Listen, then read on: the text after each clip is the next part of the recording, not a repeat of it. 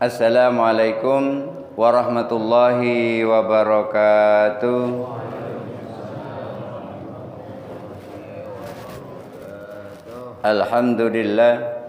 Alhamdulillahi nasta'inuhu wa nastaghfiruh wa na'udzu billahi min syururi anfusina wa min sayyiati a'malina. May yahdihillahu fala mudhillalah wa may yudlilhu fala hadiyalah. Asyhadu an la ilaha illallah wahdahu la syarikalah wa asyhadu anna Muhammadan abduhu wa rasuluhu la nabiyya ba'dah. Allahumma salli ala sayyidina Muhammad wa ala ali sayyidina Muhammad. Rabbi shrah li sadri wa yassir li amri wahlul 'uqdatam min lisani yafqahu qawli, amma ba'du. Bapak Ibu hadirin jamaah salat subuh Masjid Nurul Hasanah yang dirahmati Allah. Pembahasan kita di penghujung tentang halal dan haram. Kemarin diceritakan bahwa hati itu adalah merupakan kerajaan rajanya, raja dari seluruh raja di tubuh kita itu adalah hati, di mana ia memiliki pasukannya adalah seluruh anggota tubuh yang ada di dalam tubuh kita. Kemudian raja memiliki perdana menteri yang selalu mengiringinya, memberikan nasihat, yaitu di sini adalah akal, di mana akal senantiasa mempertimbangkan apa yang disampaikan oleh sang raja. Oleh karena itu, ketika memerintahkan seluruh bala tentaranya, yaitu anggota tubuhnya, itu senantiasa ditaati oleh anggota tubuhnya. Tidak ada seseorang pun yang di dalam hatinya banyak kehendak, kemudian anggota tubuhnya banyak kehendak. Ketika hatinya diam, maka anggota tubuhnya juga diam. Ketika hatinya banyak melakukan keinginan-keinginan, maka anggota tubuhnya juga melakukan keinginan-keinginan yang diinginkan oleh sang raja, yaitu hati. Oleh karena itu, pusatnya adalah hati. Idza saluha sairu amalihi. Kalau itu baik, maka baik seluruh amal perbuatan yang ada di anggota tubuh itu. Wa idza fasada, kalau rusak, fasada sairu amalihi, maka rusak juga seluruh anggota tubuhnya. Perbuatan yang dilakukan oleh anggota tubuhnya akan menjadi rusak. Oleh karena itu, panca indera, al-hawasul khamsu, panca indera itu adalah jawasisun, merupakan mata-mata. Tugas mata-mata tentu saja mengumpulkan informasi, tidak melakukan langsung, tetapi untuk memperoleh informasi yang diperlukan oleh orang yang memerintahkannya. Oleh karena itu, waqad wukila kullu wahidin minhum, masing-masing anggota tubuh, masing-masing seperti tangan, mata, hidung, dan semuanya itu diberi tugas. Tugasnya adalah bisoni'in minas sinaat, untuk melakukan suatu perbuatan. Seluruh anggota tubuh ini diperintahkan, karena dia adalah mata-mata yang selalu mengumpulkan informasi, maka diperintahkan oleh sang hati untuk melakukan sesuatu perbuatan yang bisa dilaporkan kepada jiwa. Oleh karena itu, fawqilal ainu bi'alimil alwani. Oleh karena itu, mata itu diperintahkan untuk mengenali seluruh warna-warna.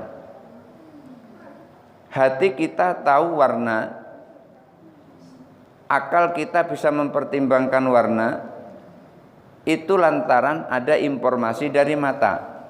Mata memberikan informasi tentang warna-warna, seluruh warna-warna yang dihadapinya.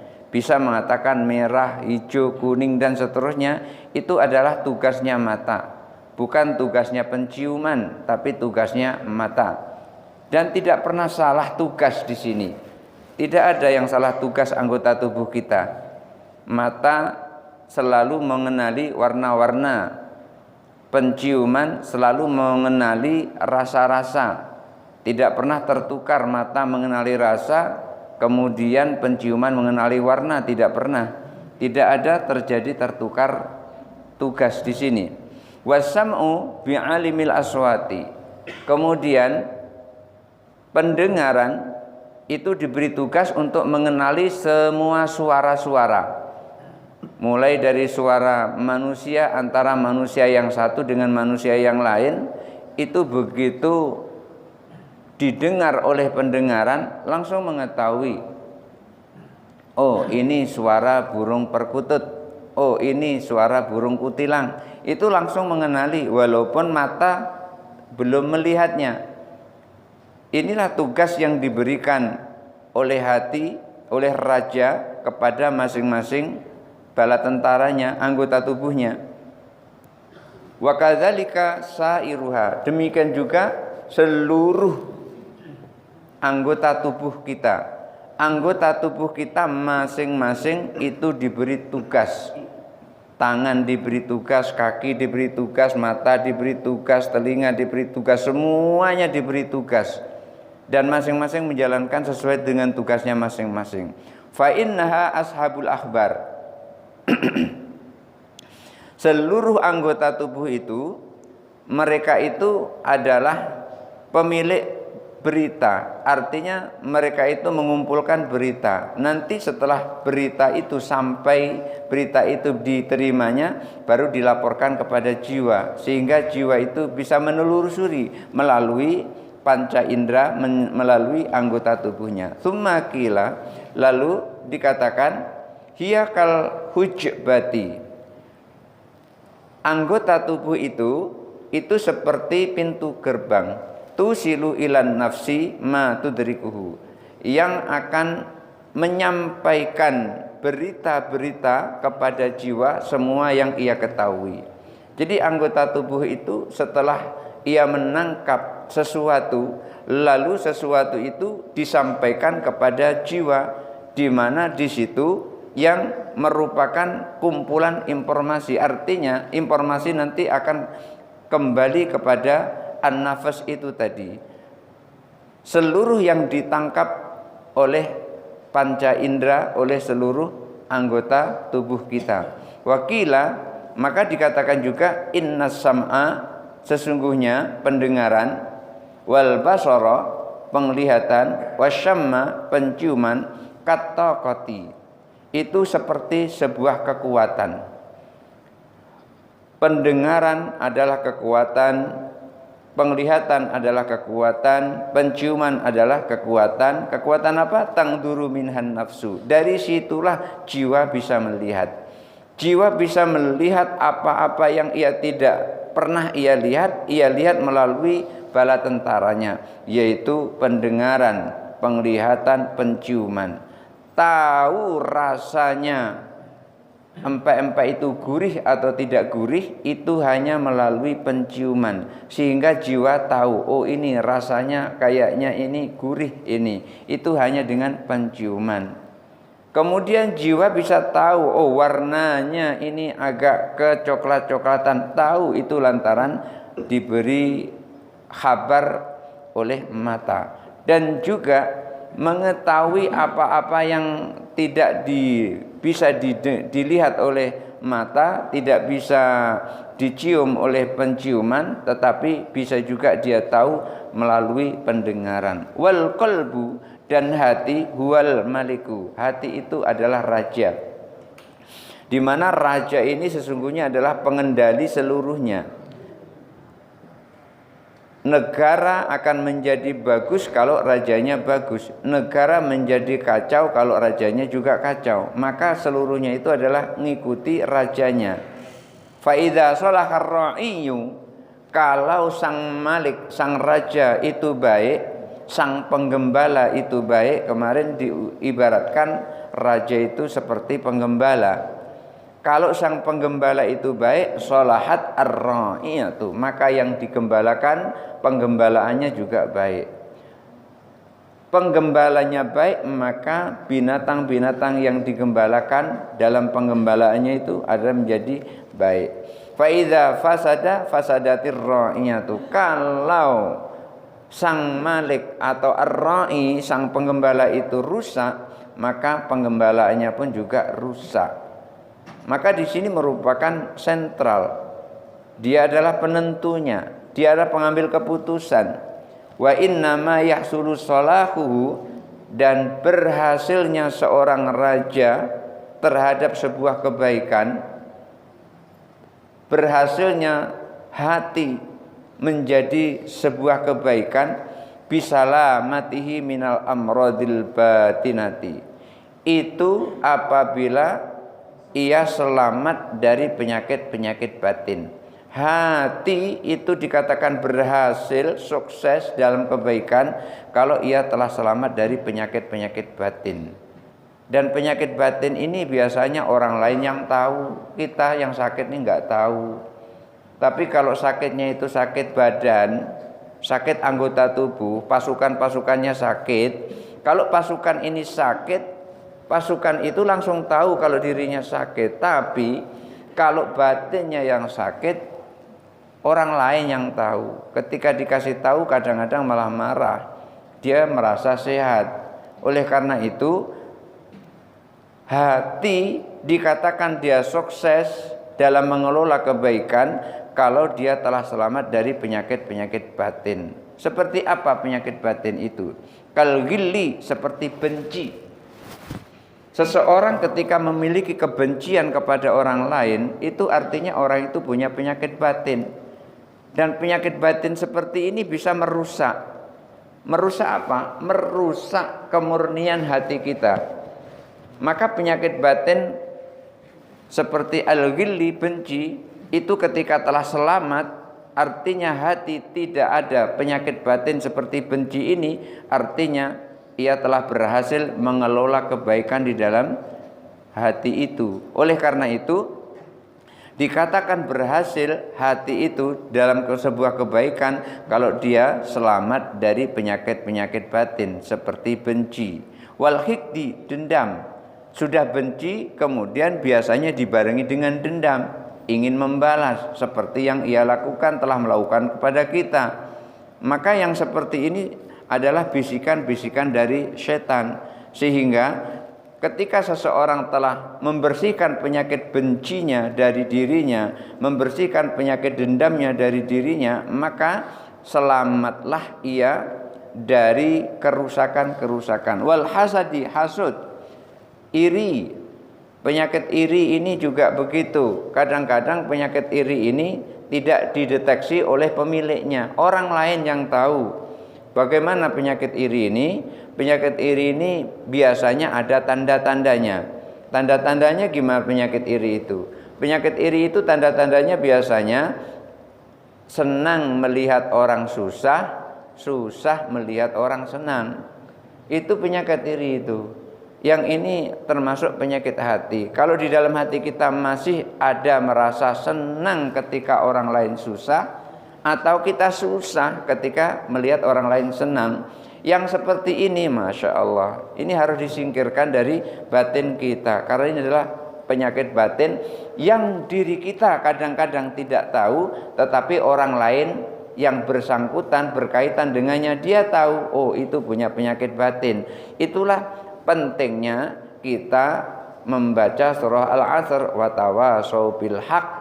Jadi kita saling menasihati, karena kadang-kadang kita nggak tahu apa kekurangan kita, tetapi kita tahu kekurangan orang lain. Demikian juga orang lain tahu kekurangan kita, walaupun dia nggak tahu kekurangannya sendiri. Maka teman yang baik itu adalah teman yang menunjukkan kesalahannya lalu memberikan jalan keluar pembetulannya. Oh ini salah betulnya begini, ini salah betulnya begini. Bukan menunjukkan kesalahan tanpa memberikan jalan keluar dari kesalahan itu. Kamu salah, di mana letak salahnya ini. Lalu gimana? Aku juga nggak tahu. Pokoknya itu salah. Nah, itu yang nggak benar yang seperti itu. Pokoknya salahnya. Yang seperti ini bukan teman. Teman itu adalah sadiquka man abkaka laman adhakaka. Temanmu itu yang menangisimu, bukan yang menertawakanmu. Artinya ketika kita susah, teman kita juga susah. Ketika kita senang, teman kita juga senang. Itu sadiquka man abkaka laman adhakaka, bukan yang menertawakan kita. Ketika ada kita merasa menjadi temannya, ketika dia susah kemudian kita tertawa, senang dengan kesusahannya, itu bukan teman. Bukan teman yang seperti itu. Namanya teman itu adalah yang ketika kita susah dia juga susah, ketika kita senang juga dia senang. Alhamdulillah, tetangga saya beli mobil, kalau nanti suatu saat saya perlu bisa minta tolong, itu namanya teman. Dan yang seperti ini tidak akan datang penyakit hasus kepadanya. Kenapa? Karena dia merasa senang apa yang dimiliki oleh orang lain. Tetapi sebaliknya, kalau dia tidak merasa senang dengan apa yang dimiliki oleh orang lain, inilah yang dimaksud dengan penyakit hasud. Ada tetangga beli kipas anginnya disetel, tak muter kenceng gitu, dia lebih kenceng lagi muternya, pusing kepalanya. Kenapa? Karena tetangganya bisa beli kipas angin, dia nggak bisa beli kipas angin. Besok lagi tetangganya beli kulkas, di dalam freezernya itu bisa membekukan seluruh yang dimasukkan di situ, dingin, dia juga kedinginan. Besoknya lagi tetangganya beli mobil, wah, tetangga naik mobil dia pusing, akhirnya juga naik mobil juga, mobil ambulan. Ini menunjukkan bahwasanya dirinya terkena penyakit iri, penyakit dengki. Oleh karena itu, ini termasuk penyakit dari penyakit batin. Wasyikhi, kikir. Kita memiliki sesuatu yang lebih, tetapi kita tidak bisa memberikan kepada orang lain. Itu adalah penyakit kikir. Wal bukhli, juga gitu, bakhil. Enggan sekali memberikan kepada orang lain. Dan penyakit kikir, penyakit bakhil ini kadang-kadang juga kita nggak tahu. Kadang-kadang kita nggak tahu. Cuman jangan langsung di justice, wah ini dia pergi ke masjid tidak mau ngisi kotak wakaf, ini bakhil. Belum tentu yang seperti itu. Bisa jadi dia tidak sedekah di sini, di tempat lain dia punya tempat sedekah tersendiri yang dia kehendaki. Bisa jadi seperti itu. Karena apa? Karena sedekah itu mengikuti apa yang disenangi di dalam hatinya. Ketika ia bersedekah kemudian dia senang, ketika dia senang dalam bersedekah itu dan orang yang diberi sedekah itu juga senang, maka tidak lama kemudian Allah akan tunjukkan matalul ladzina yunfikuna amwalahum fi sabilillahi kamathali habbatin ambatat sab'a sanabila fi kulli sumbulatin mi'atu habbah wallahu yudha'ifu liman yasha. Allah akan tunjukkan ayatnya itu. Perumpamaan orang yang berinfak di jalan Allah itu seperti menanam sebuah biji. Biji ditanam kemudian jadi sebuah pohon, umpamanya bijinya biji mangga. Terjadi tumbuhan bernama pohon mangga. Pohon mangga tumbuh ini, satu pohon ini memiliki 7 cabang. 7 cabang ini, masing-masing cabang itu memiliki buah. Satu cabang buahnya 100. Sementara satu pohon ada 7 cabang, berarti 7 kali 100. Satu pohon ini sekarang yang tadinya berasal dari 1 biji menjadi 700 biji. Artinya apa? Allah akan lipat gandakan. Dan itu memang sudah banyak dibuktikan oleh orang banyak. Termasuk saya sendiri telah membuktikan apa yang terjadi, apa yang ada di dalam ayat tersebut. Ketika kita memberikan hanya sedikit, lalu Allah akan kembalikan itu melalui perantara yang lain, Allah kirim untuk melipat gandakan apa yang telah ia berikan seperti itu. Maka jangan sampai di justice, oh ini nggak pernah aku melihat dia itu memberikan sesuatu kepada orang lain. Nggak usah, itu selalu mencari aib orang lain itu. Dan memang orang ketika dia tidak suka kepada orang lain, itu aibnya yang keluar. Tapi kalau orang itu suka kepada orang lain, aibnya tertutup. Yang ada semuanya adalah bagus. Ainur ridha an kulli aib, ainur ridha an kulli syai'in qalilatun. Jadi mata itu kalau sudah ridho melihat sesuatu itu enggak jelek, tapi kalau sudah dibubui dengan ketidaksenangan maka semuanya menjadi jelek. Wal kibri, dan juga penyakit sombong. Sombong termasuk penyakit hati. Oleh karena itu Nabi Adam ketika bertemu dengan iblis, iblis disuruh oleh Allah untuk sujud kepada Nabi Adam. Iblis tidak mau. Kenapa? Karena merasa dirinya lebih mulia daripada Nabi Adam. Aba wastakbara wa kana minal kafirin. Ini terusirnya atau dosanya iblis itu cuma satu, yaitu sombong, kibir. Yang boleh melakukan sombong hanya Allah. Wasukhriyatu, olok-olok. Orang yang suka mengolok-olok itu juga termasuk penyakit hati. Waria, ria juga termasuk penyakit hati. Wasum'ah, sum'ah, ini juga termasuk penyakit hati. Tasmi, maksudnya begini. Ketika ada orang dia suka ibadah malam, dia maunya ketika dia ibadah malam itu tidak ada orang yang tahu. Tetapi besoknya ketika dia bertemu dengan kawan ditanya ida apa ida, langsung dia ngomong tadi malam Masya Allah nikmat yang aku sholat tahajud. Padahal tidak ditanya tidak apa. Yang seperti itu tidak perlu ditunjukkan, kecuali yang mengatakan itu adalah orang yang diikuti gerak-geriknya, diikuti ibadahnya. Ketika mau orang menjadi suri tauladan, boleh dia menyampaikan itu kepada jamaahnya. Tujuannya apa? Supaya jamaahnya mengikut seperti apa yang ia lakukan. Seorang kiai tidak boleh ketika ibadah itu diam-diam gitu tanpa memberitahukan kepada jamaahnya. Kenapa? Karena nanti jamaahnya tidak tahu apa yang dilakukan panutannya itu. Ketika seseorang yang diikuti gerak-geriknya, yang diikuti ibadahnya, menyampaikan apa yang telah ia lakukan pada malam harinya secara tersendiri, artinya sendirian, gak ada orang lain tahu, tujuannya adalah supaya jamaahnya mengikuti apa yang dia lakukan itu, maka yang seperti ini lebih afdal daripada diam-diam. Harus dikasih tahu, tidak boleh tidak dikasih tahu. Artinya tidak boleh menyimpan amalannya yang amalan itu bagus diikuti oleh orang lain. Dan yang berbicara itu adalah orang yang diikuti gerak-geriknya, orang yang menjadi panutan di kampung itu. Maka yang seperti itu tidak masalah untuk menyampaikan, untuk tasmi' apa yang ia lakukan tadi malam. Wal makaru, tipu-tipu, suka menipu daya.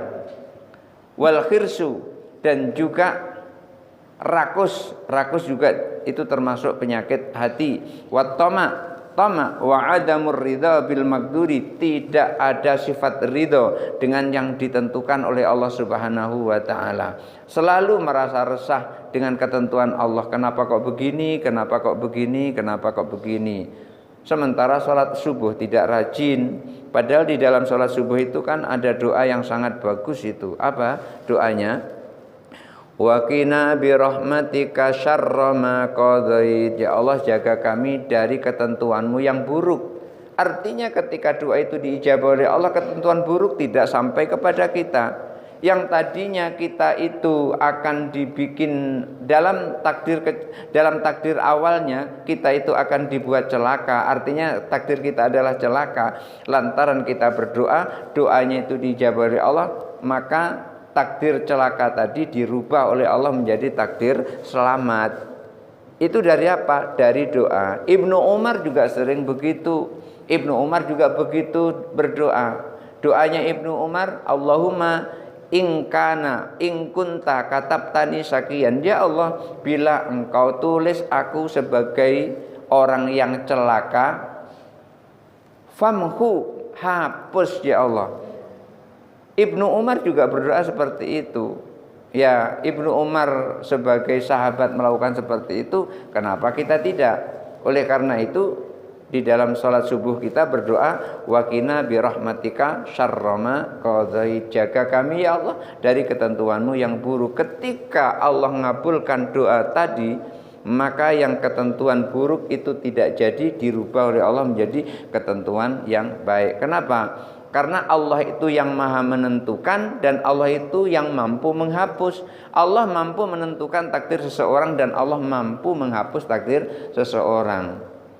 Lalu bagaimana caranya supaya takdir kita terhapus? Kita nggak bisa menghapus takdir kita dan merubah dengan takdir yang baik, nggak bisa. Yang bisa adalah yang membuat takdir, yaitu Allah. Bisa kita hanya mendekati zat yang membuat takdir itu. Kalau Kiai Shirazi itu mengibaratkan seperti ini. Kalau pengen channel televisi itu pindah kepada channel Metro TV dari channel global, di mana channel global itu isinya film-film kartun, orang tua kurang suka film kartun, sukanya berita, pengen pindah ke Metro TV atau pindah ke TV One, itu jangan TV-nya yang dipukuli, TV-nya yang digoyang-goyang. Tidak akan berubah channel itu. Lalu gimana caranya? Cari siapa yang megang remote. Oh, anak yang megang remote, deketi anak. Bilang, nak, coba dipencet nomor 4. Dipencet nomor 4, tek, berubah menjadi TV One. Artinya apa? Beliau ingin menyampaikan, kalau pengen nasib kita ini berubah, dekati zat yang membuat nasib, yaitu Allah. Ketika kita sudah mendekati Allah, kita berdoa kepada Allah, ya Allah, waqina birahmatika syarra ma qadait. Allah yang tadinya tentukan seseorang itu nasibnya buruk, lantaran ia berdoa seperti itu dan diijabah doa itu oleh Allah, maka Allah hapus ketentuan tadi, kemudian Allah memberikan ketetapan ketentuan yang baru. Kalau bahasa sekarang barangkali abodemen lah kita kira itu. Jadi mengganti ketentuan yang lama dengan ketentuan yang baru. Wa amradul qalbi katsiratun. Imam Nawawi menyebutkan penyakit hati itu banyak, tidak hanya ini. Ini hanya beberapa saja. Penyakit hati itu banyak, tapi beliau sayangnya tidak menyebutkan di sini. Beliau sampaikan penyakit itu banyak. Tablughu nahwa arba'ina. Penyakit hati itu kata Imam Nawawi itu sampai jumlahnya 40 macam. 40 macam. Di sini nggak nyampe 40 beliau sampaikan. Kalau nanti Bapak nanya berapa yang 40 itu, saya juga belum tahu karena Imam Nawawi belum menyebutkan di sini. Nanti jangan ada yang bertanya apa saja penyakit hati yang 40 itu. Nanti saya akan cari dari sumber yang lain lagi. Karena Imam Nawawi di sini belum menyebutkan 40 penyakit hati itu seperti apa. Ya, hanya beberapa saja yang disampaikan, mulai dari al-ghilli wal hikdi sampai beliau menyampaikan wa adamur ridha bil makduri. Ini ada 40 penyakit hati yang beliau ceritakan tapi beliau belum sampaikan. Lalu beliau menyampaikan afanallahu minha. Mudah-mudahan Allah mengampuni kita dari macam-macam penyakit hati itu. Wa ja'alana mimman ya'tihi biqalbin salim, sehingga Allah menjadikan kita datang dengan hati yang selamat, datang dengan hati yang penuh dengan ridho. Inilah akhir penjelasan Imam Nawawi yang menjelaskan sebuah hadis yang keenam, al-halalu wal haramu, tentang yang halal dan yang haram, dan yang diantara kedua-duanya ada yang syubhat. Barangkali itu saja dulu untuk kali ini, mudah-mudahan ada manfaatnya, dan selanjutnya dipersilahkan kalau ada mau yang bertanya.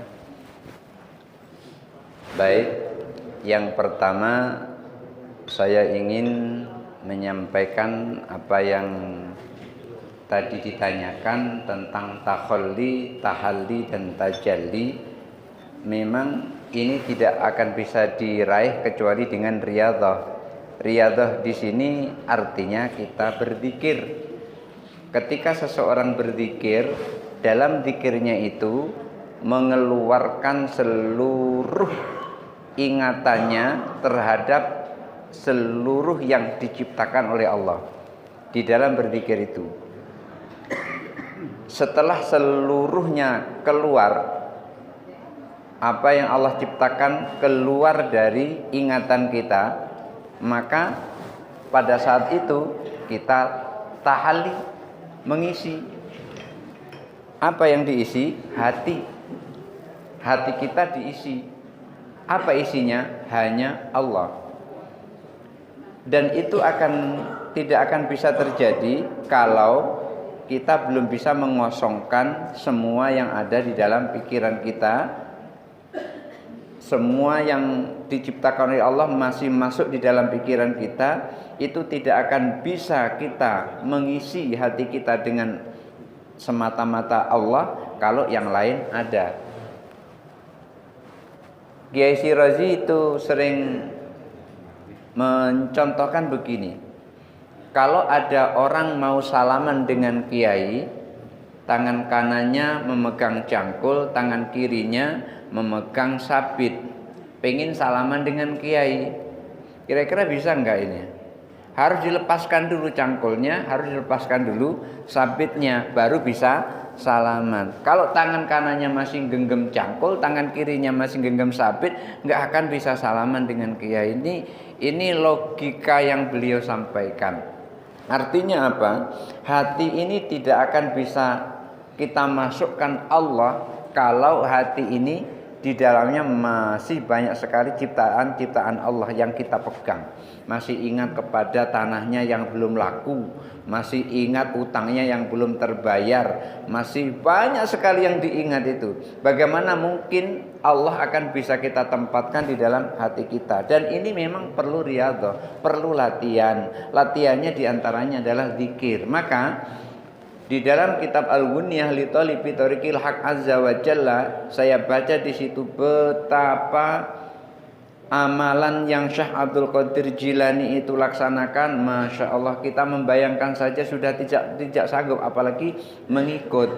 Saking banyaknya amalan-amalan yang beliau sampaikan itu, maka sangat wajar beliau itu memiliki asar di dalam takarubnya kepada Allah Subhanahu wa ta'ala, memiliki bekas sampai-sampai beliau menyampaikan begini.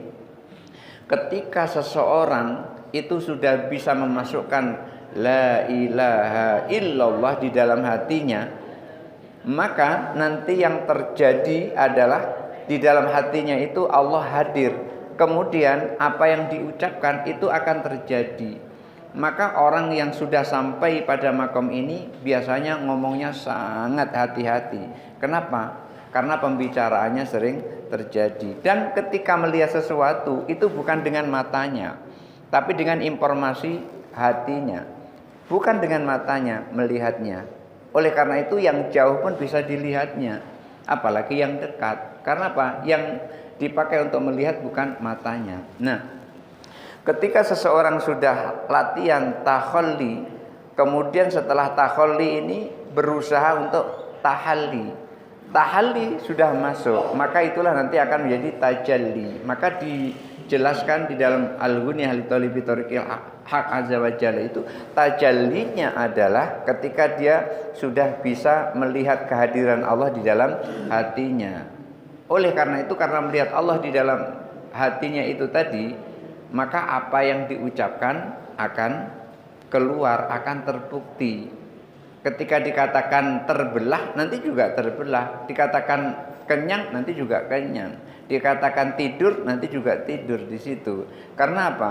Karena yang diucapkan itu sudah iradah Allah yang diucapkan itu. Nah, ini tidak bisa melekat pada setiap orang, hanya orang-orang yang dipilih oleh Allah Subhanahu wa ta'ala. Dan orang-orang yang dipilih oleh Allah Subhanahu wa ta'ala, itulah Allah akan bimbing dengan takhalli, tahalli, dan tajalli. Ini yang tingkatan-tingkatan aulia. Oleh karena itu kemarin juga sudah saya sampaikan, ini semua melalui keyakinan atau iman kita kepada Allah Subhanahu wa ta'ala. Dan rata-rata kita ini masih pada iman taklid. Iman taklid itu iman yang hanya mengikut apa yang dikatakan oleh orang tua kita, apa yang dikatakan oleh guru kita. Naik sedikit nanti menjadi iman ilmu, karena belajar seperti ini imannya menjadi naik, menjadi imannya karena ilmu. Kemudian naik lagi iman ayan. Iman karena takarrub kepada Allah. Kita sering berzikir kepada Allah, lalu bisa menyaksikan kelezatan zikir kita di hadapan Allah Subhanahu wa taala. Kemudian iman hak. Iman hak itu adalah iman di mana ketika kita berzikir itu yang kelihatan hanya Allah Subhanahu wa taala. Dan yang terakhir imanul haqiqah. Imanul haqiqah itu adalah iman di mana tidak ada yang ada, ya itu yang kemarin ditanyakan oleh Bapak kemarin, tidak ada yang ada kecuali Allah. Itulah yang dikatakan kemarin, la ilaha illallah, tidak ada yang ada kecuali Allah. Semuanya ini adalah Allah. Dan ada satu yang tidak boleh dipelajari karena yang mendidik hanyalah Allah Subhanahu wa taala, yaitu imanul anbiya, imannya para nabi. Enggak ada di mana-mana pun, tidak ada pembelajaran bagaimana cara menjadi nabi, enggak ada. Kalau ada bolehlah itu nanti didatangi itu. Enggak ada pembelajaran bagaimana cara menjadi nabi. Tapi kalau cara untuk menjadi wali itu ada pembelajarannya, artinya ada tingkatan-tingkatannya yang harus dilakukan untuk menjadi seorang wali. Tetapi kalau untuk menjadi seorang nabi tidak ada, karena nabi itu Allah langsung yang mendidik, Allah langsung yang mengangkatnya. Jadi ini semuanya itu mulai dari tahalli, kemudian akan Allah munculkan keagungan Allah yaitu dengan tajalli. Kemudian berikutnya yang tadi Ibu sampaikan watawasaw bil haq tadi, memang menasihati orang itu kita tidak bisa menyodorkan diri langsung menasihati, itu tadi nanti akan menggores dan akan berbekas sampai akhir hayat. Kenapa? Karena untuk menerima nasihat itu pahit rasanya, kecuali kalau minta nasihat. Banyak sekali di dalam kitab-kitab disebutkan orang yang meminta nasihat baru dinasihati. Karena itu Rasulullah sampaikan faidza nasohaka fangsohhu. Kalau minta nasihat kepadamu, nasihati. Jadi kita menasihati kepada orang yang minta nasihat. Kalau orang itu tidak minta nasihat, itu tadi kata Yai Lohot tadi, kita doakan dia. Artinya bicara dengan orang melalui batin. Kita doakan, ya Allah tunjukilah saudaraku ini sehingga dia terlepas dari perbuatan maksiatnya. Hanya itu. Sebab apa? Kalau kita langsung ngomong, jangan setiap hari berjudi seperti itu, setiap hari mabuk seperti itu, parangnya yang naik itu nanti bukan diterima, tetapi kita yang terluka. Satu contoh di Marini, gara-gara menasihati seperti itu, lehernya digorok. Habis sholat subuh lehernya digorok, yaitu almarhum Pak Patah. Di Marini saya juga kaget, karena beliau itu termasuk orang yang berkesan menurut saya. Karena beliau itu dulu kepala sekolah Madrasah Aliyah Dharma Wanita, yang kemudian terus berubah menjadi Mantiga. Madrasah Aliyah Dharma Wanita dinegerikan menjadi Madrasah Negeri 3. Beliau pernah menasihati dengan saya. Dibilang kepada saya, karena dia kenal, Ustadz, coba Ustadz ngajar bahasa Inggris di sini katanya. Saya disuruh ngajar bahasa Inggris. Nanti ini akan menjadi negeri, nanti Ustadz bisa diangkat jadi pegawai negeri begitu. Lalu saya sampaikan pada beliau, Pak, sesungguhnya saya ini sedang menanti ketentuan dari pemerintah, karena SK sebentar lagi juga mau keluar. Terima kasih, tapi kalau Bapak perlu tenaga bahasa Inggris yang menurut saya bagus, saya bisa mencarikannya, yaitu mahasiswa saya sendiri namanya Iskandar. Kemarin juga PPL di sini. Waktu itu saya yang membimbing PPL. Oh iya, kalau gitu tolong dimasukkan ke sini. Akhirnya beliau sekarang sudah sukses di Mantiga itu tadi. Yang tadinya saya disuruh ngajar bahasa Inggris di situ. Karena beliau tahu kalau saya bisa bahasa Inggris. Karena di perkuliahan saya di Ma'arif saya ngajar bahasa Inggris dari tahun 96 sampai sekarang ngajar bahasa Inggris masih. Nah, di sini baru kitab Arba'in Nawawi. Jadi itu Ibu, ketika kita memberikan nasihat kepada orang lain, kalau kita diminta itu aman. Tapi kalau kita tidak diminta, kita harus cari waktu yang tepat supaya kita tidak memperoleh madarat dari orang yang kita beri nasihat itu. Barangkali itu saja dulu yang saya sampaikan, mudah-mudahan ada manfaatnya. Hadanallahu wa iyyakum ajmain, wallahu muwaffiq ila aqwamit thariq. Wassalamualaikum warahmatullahi wabarakatuh.